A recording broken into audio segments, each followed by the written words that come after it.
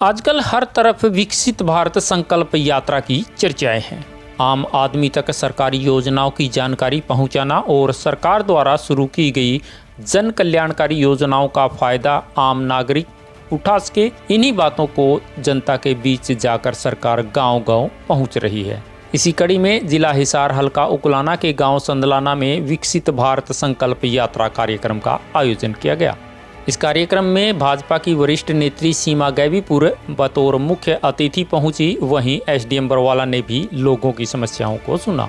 गांव संदलाना के सरपंच ईश्वर सिंह की देखरेख में सारा कार्यक्रम आयोजित हुआ और भाजपा सरकार द्वारा शुरू की गई जन कल्याणकारी योजनाओं की जानकारी देते हुए सीमा गैबीपुर ने कहा, सरकार में ये पहला प्रयास है कि सरकार के सभी अधिकारी, सभी विभाग आपके गांव में आए हुए हैं और आपकी समस्याओं का मौके पर निदान कर रहे हैं। इसके दो ही कारण हैं।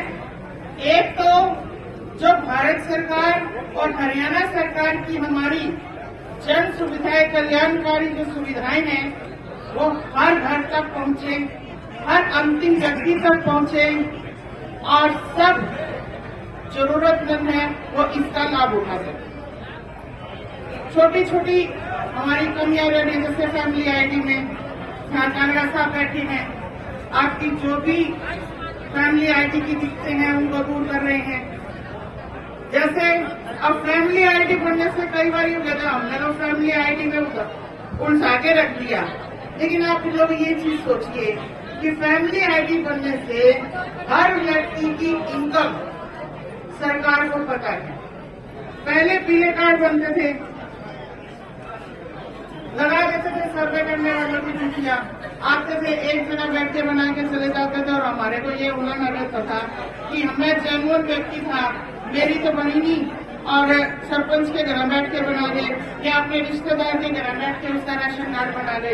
लेकिन अब फैमिली आईडी बनने से ये सब दिक्कतें दूर हो गई और सबकी, जिसकी 1,80,000 से इनकम सालाना कम है, उसके सबसे पीले कार्ड बन गए और जो 50,000 से कम आती है उसके गुलाबी कार्ड। तो उसके लिए सर्वे करने की जरूरत नहीं है, फैमिली आईडी से जो दिक्कत थी ये आपकी पूरी हो रही है।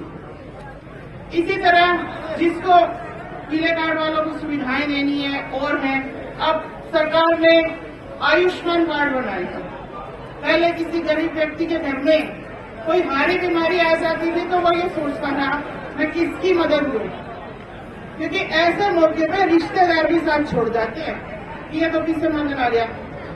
लेकिन जिन हॉस्पिटलों में आपको घुसने नहीं देते थे, उन हॉस्पिटलों में आपका 5 लाख का इलाज मुफ्त होता है, मतलब सरकार के खर्चे पर होता है।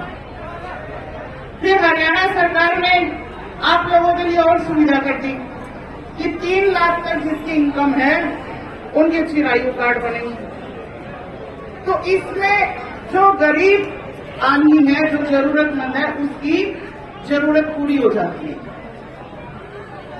उनको इधर उधर या रिश्तेदारों में या किसी के आगे हाथ फैलाने की जरूरत नहीं है। अगर अचानक कोई ऐसी जरूरत पड़ जाए तो हॉस्पिटल में भर्ती हो जाता है और उसका इलाज हो जाता है। फिर पेंशन की सुविधा, आधार कार्ड बनने से, फैमिली आईडी बनने से जिस दिन आपकी 60 साल की उम्र पूरी हो गई ना, आपके पास अधिकारी का खुद फोन आ जाता है कि आप 60 साल के हो गए, बताओ आपकी पेंशन बनवानी है, आपके साइन करवाने, आपके घर आके साइन करवा के आपकी घर बैठे आपकी पेंशन होगी। इससे अच्छी सरकार कोई हो सकती है। किसान सम्मान निधि दी, और अगर किसानों को किसी ने बीमा दिया, आप सब जानते हैं कि मनोहर लाल की सरकार ने, और अगर किसानों के बारे में सोचा है तो आदरणीय प्रधानमंत्री श्री नरेंद्र मोदी जी।